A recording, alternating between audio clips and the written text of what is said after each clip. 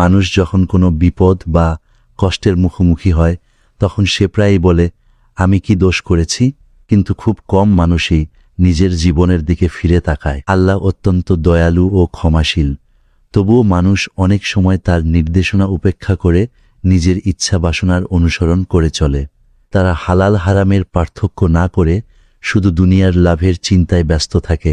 ইবাদতের ক্ষেত্রেও একই অবস্থা, সুবিধা হলে করে, না হলে তা ছেড়ে দেয়। অনেকেই নিজের পাপ সম্পর্কে জানার পরও তা করতে থাকে। কেউ কেউ আবার প্রকাশ্যেও পাপ করে, যেন সেটি কোনো বড় বিষয়ই নয়।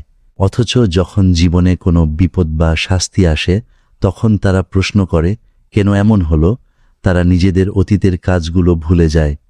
কখনো কখনো মানুষের জীবনে যে কষ্ট বা অপমান আসে তা তার আগের কোনো গাফিলতির ফল হতে পারে, কিন্তু মানুষ তা বুঝতে পারে না কিংবা বুঝতে চায় না।